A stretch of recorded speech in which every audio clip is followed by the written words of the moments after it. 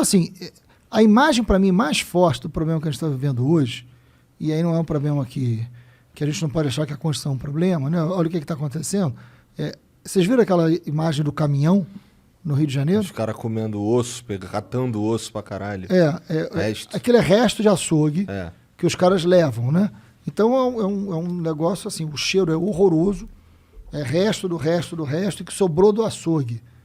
Né? Aquele caminhão parou, eram famílias e famílias chegando para catar aquele resto. Então, assim, eu tive o prazer na minha vida de conhecer o Herbert de Souza, o Betinho, que trabalhou na campanha contra a fome, né? E que foi uma coisa muito importante. Eu nunca imaginei que a gente fosse voltar a ter um país com 19 milhões de pessoas famintas. No Brasil de hoje. 19 milhões de pessoas famintas. Mas você acha que a Constituição não pode ser também parte desse problema aí? Não, pelo contrário. Não tem nenhum erro na Constituição. Não Ela é perfeita. erro. É isso que eu tô achando. Eu não acho uma Constituição, tipo, uma série de regras. Quanto mais complexas elas forem, pior. Elas têm que ser simples. E outra coisa, na Constituição, eles falam muito sobre... eles legislam muito sobre coisas que não é necessariamente do escopo da Constituição. Ela fala sobre o direito da enfermeira, por exemplo. Entendeu? E não era uma coisa que precisava estar na Constituição de um país. Então, eu confesso que eu estudei pouco sobre a Constituição, não li ela inteira e tal, mas eu tenho dificuldade de ter a percepção que a gente vive que a Constituição seja uma Constituição muito boa e avançada. Eu tenho essa dificuldade. Mas por que eu estou te falando eu estou dando esse exemplo da fome, da miséria, assim? Porque, assim, tendo uma Constituição que tentou garantir direitos, porque tentou, por uma Constituição cidadã, feita à luz da década de 80, superando uma ditadura, sendo uma Constituição que visou garantir direitos, visou enfrentar a desigualdade social, hoje a gente tem isso, não é uma Constituição que garanta menos direitos que vai resolver, pelo contrário. O que a gente tem que fazer é conseguir tirar a lei. Esse é um grande problema do Brasil. É você tirar a lei do papel. O Brasil é um país muito desigual, cara. É um país muito desigual. Mas é muito desigual. E esse é o grande desafio do Brasil hoje. E só vai ficar cada vez mais, né? É um país de uma desigualdade muito brutal. E a desigualdade, cara, ela não é só assim, quem compra ou quem não compra. É uma desigualdade de futuro. Sim. Entendeu? Isso vem piorando. Cara, meu pai era uma pessoa muito humilde. Meu pai faleceu em 2018, né?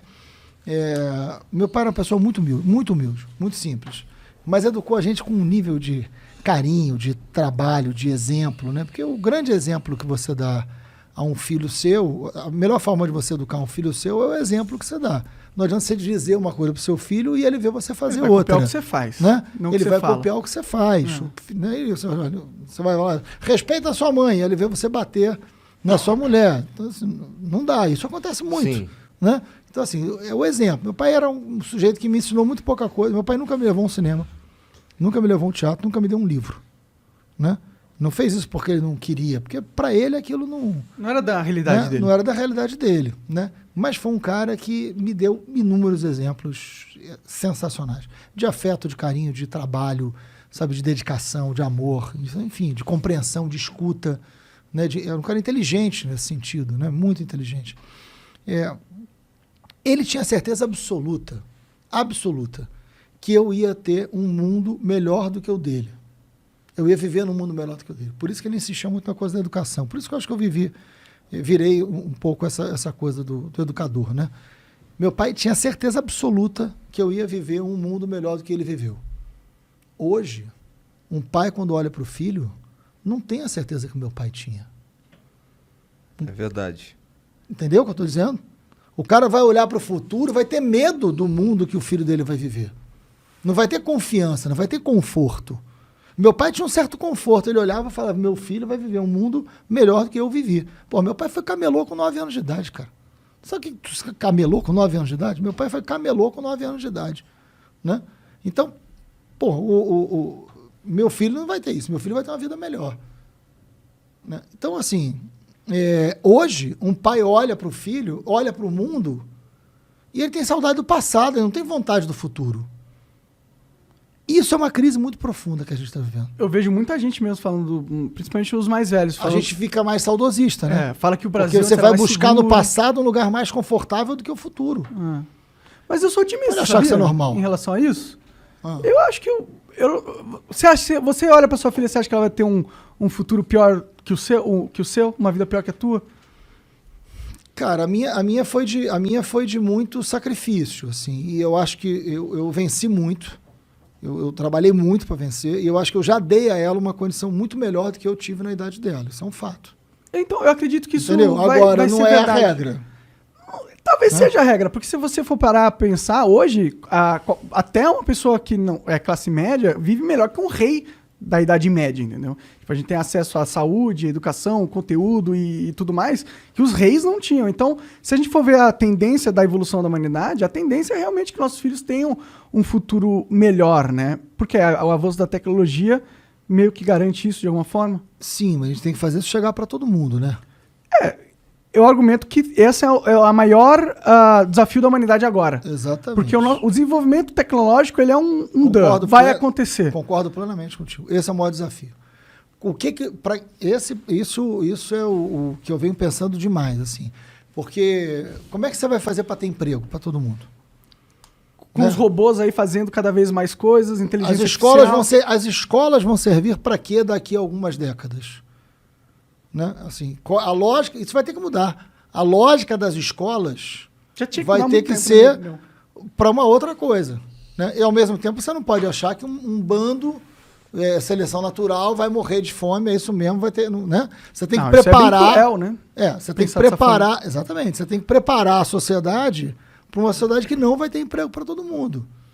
Então você vai ter que ter renda, você vai ter que ter política de combate à fome, você vai ter que... O papel das escolas não vai ser preparar você para o mercado, porque não vai ter mercado para todo mundo, a escola vai ter que ter uma outra lógica e função na sociedade, isso é um grande desafio. Eu acho que vai ter mercado para todo mundo, só que o problema dessa revolução é que o mercado ele vai estar com uma barreira tão grande de educação que a gente tem uma população que não se educa e não é assistida nesse momento, e a gente vai chegar num futuro onde o mercado todo requer pessoas que sabem tecnologia, sabem mexer com programação, entende mídia social, que está inteirado, mas a gente construiu uma base populacional que não vai ter esse preparo. Ou seja, os empregos eles vão existir, só que não para gente, não para muitos brasileiros. Isso, exatamente. Agora, eu fico pensando assim, eu nunca imaginei, estou com 54 anos, venho de um lugar pobre, mas eu nunca imaginei assim, o botijão de gás está R$120.